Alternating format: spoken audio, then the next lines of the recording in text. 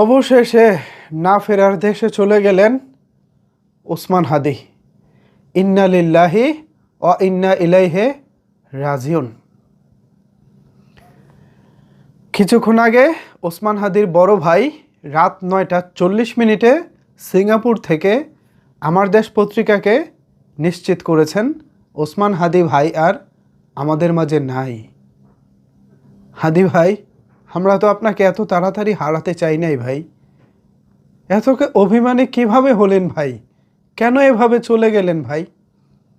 আপনাকে তো আমাদের পাশে আরও অনেক বেশি প্রয়োজন ছিল ভাই। একটি বাংলাদেশ, আমরা এমন বাংলাদেশে থাকি যেখানে আমাদের ভাইদেরকে আমরা রক্ষা করতে পারি না। ওসমান হাদি একজন জুলাই যোদ্ধা ভাই, ক্ষণিকের জন্য পৃথিবীতে এসেছিলেন আর আমাদের সবার হৃদয়টাকে কেড়ে নিয়ে আবার একা তিনি চলেও গেলেন। এত সংক্ষিপ্ত যাত্রা নিয়ে কেউ দুনিয়াতে আসে ভাই? আর কিছুটা দিন থাকতেন ভাই, আর কিছুটা দিন থাকলে কি খুব বেশি অন্যায় হয়ে যেত?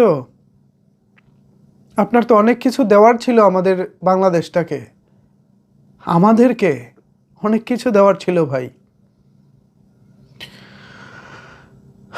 ভিউয়ার্স, কিছু বলার নাই আর। হাদি ভাই চলে গেলেন, কিন্তু যারা তাকে মারলেন তাদের বিচারটাকে আমরা এই জীবনে দেখে যেতে পারবো? আল্লাহর কাছে বিচার দিলাম, আমাদের প্রশাসন কি করবে জানি না। আল্লাহ, হাদি ভাইয়ের মতো মানুষকে যারা মেরেছে, আপনার কঠিন শাস্তি যেন তাদের জন্য পরকালে হয়, সেই দোয়া আপনার কাছে করি আল্লাহ। ভিউয়ার্স, হাদি ভাই আর আমাদের মাঝে নাই, মানতে পারতেছি না।